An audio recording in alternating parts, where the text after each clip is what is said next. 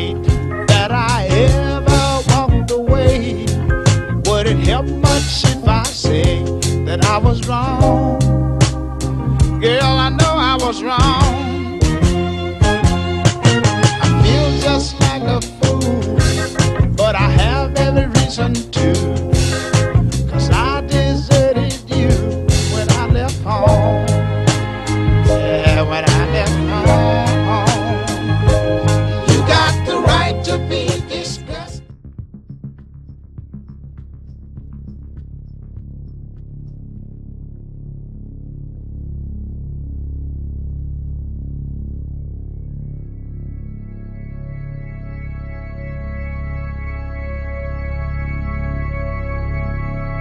Depuis quelques mois, Noailles et la plaine sont envahis par d'étranges pylônes, des caméras espionnant nos faits et gestes.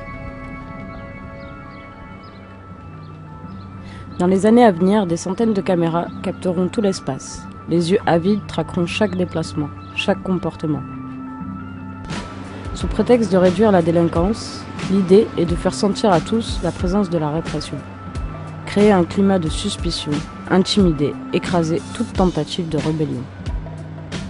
Dans le même temps, des bandes de flics terrorisent la population. Surarmés, ils zonent dans la ville, squattent les trottoirs et les boulevards, agressent les passants, traquent les sans-papiers, pillent les étalages des vendeurs à la sauvette. Bref, nous voilà tous en permanence gardés à vue.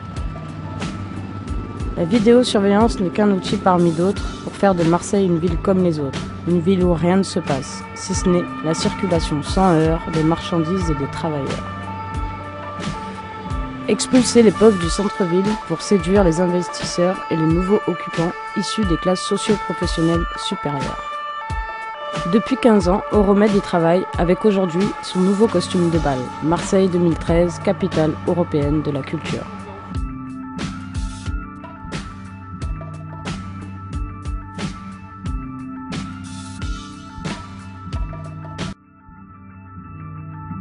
La vidéosurveillance aujourd'hui a rallié l'opinion publique et c'est en ce sens que nous, équipe municipale, nous avons souhaité étendre ce dispositif.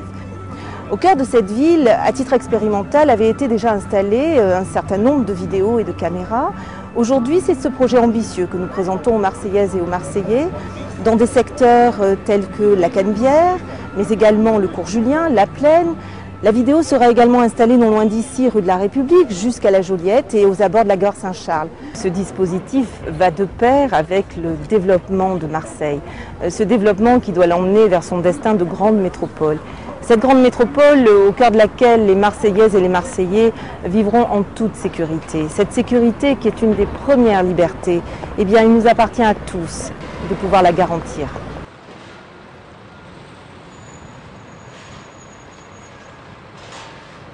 Après le Panier, la Joliette et République, c'est maintenant Noailles, la Porte d'Aix et la Plaine qui sont attaquées. Interdiction d'aller sur la pelouse Porte d'Aix, arrêté anti-mendicité, harcèlement sur les marchés. Et c'est aussi pour prévenir d'éventuelles explosions sociales que les gouvernements prennent des mesures, décourager tout rassemblement, faciliter les interventions militaires et policières, renforcer la répression. La tension est latente. Par la peur, ils entendent bien tout nous faire accepter. Nous sommes toujours plus nombreux à travailler pour une misère, à jongler avec les quelques miettes des allocs, à être licenciés, à être dans des situations précaires. Nous sommes toujours plus nombreux à sortir de la norme, de la légalité, pour assurer notre survie. Le champ de ce qui est permis se réduisant, nous sommes de moins en moins nombreux à n'avoir strictement rien à nous reprocher. Nous sommes toujours plus nombreux à être des coupables. Il y a plusieurs postes, il y a nous qui fait les trucs pour mettre les câbles, pour passer la fibre optique, donc les tuyaux en 45. Et après, il y a donc les autres gars qui recherchent le courant, parce qu'il faut que la caméra soit du maintien de courant.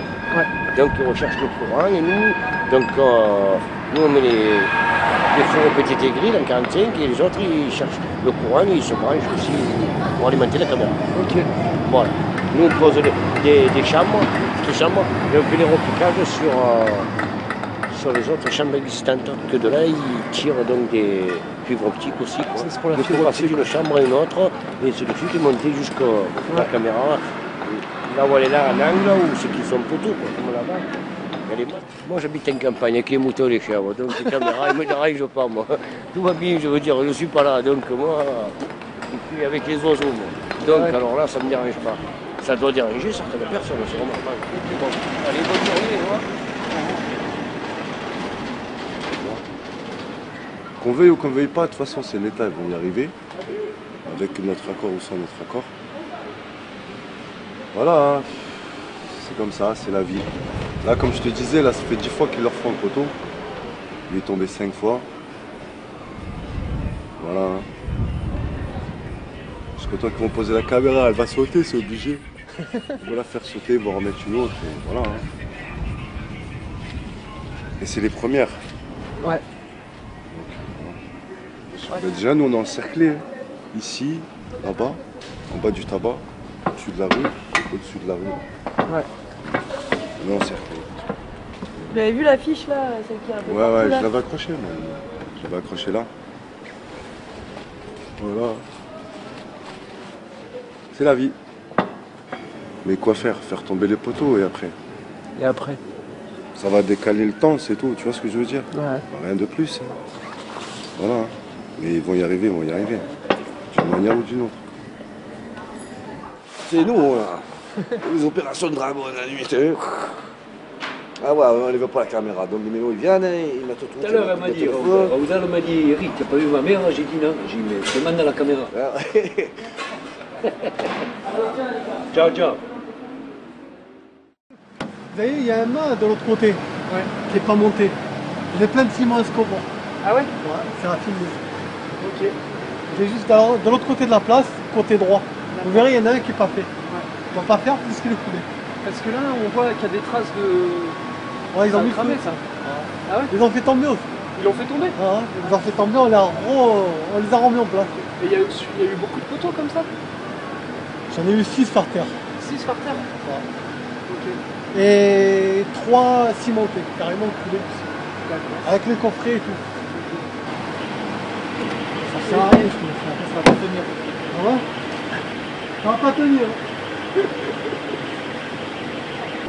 Quelle entreprise qui fait ça du coup? C'est quelle entreprise? Santerne. Mais vous êtes payé par la mairie? Non, moi c'est ma boîte. Ça, vous savez pas? Ouais. Vous êtes nombreux? Dans l'entreprise? Ouais. C'est le groupe 26. C'est le groupe 26? Ok.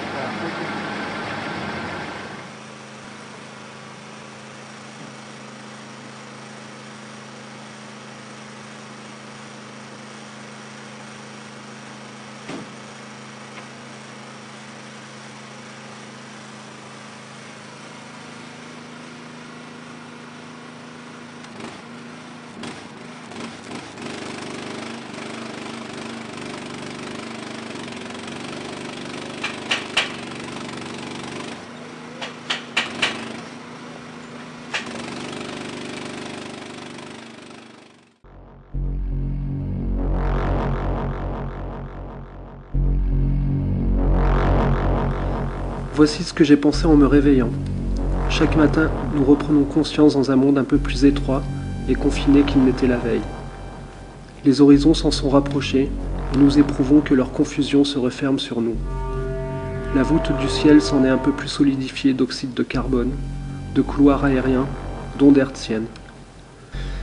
Chaque matin, la sonnerie du réveil nous ramène dans l'air irrespirable de ces pensées jamais renouvelées et ouvrant la fenêtre, nous retrouvons le monde encore appesanti de magasins géants avec leur parking, de sorties d'autoroutes, de banques de données, d'ordures ménagères imputrescibles.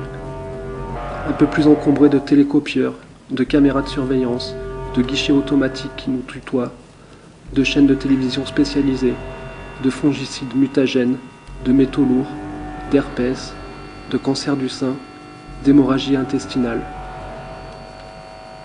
Et il m'est venu cette réflexion que désormais le monde extérieur, la société organisée à l'échelle planétaire en décomposition, à l'intérieur de ces villes géantes, où les hommes s'entassent à l'abri de la nature et de ses troubles de la personnalité, est devenu objectivement, comme le voyait auparavant le mélancolique ou le dépressif grave.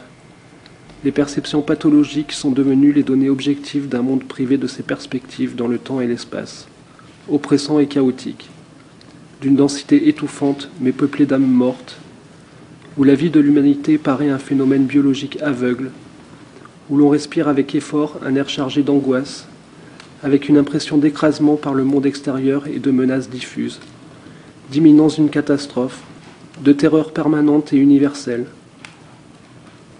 Tout paraît égal, stupide, sans rime ni raison. Les questions « pourquoi tout cela ? Dans quel but ?» surgissent dans l'esprit, et puis s'y éteignent, n'y surgissent même plus.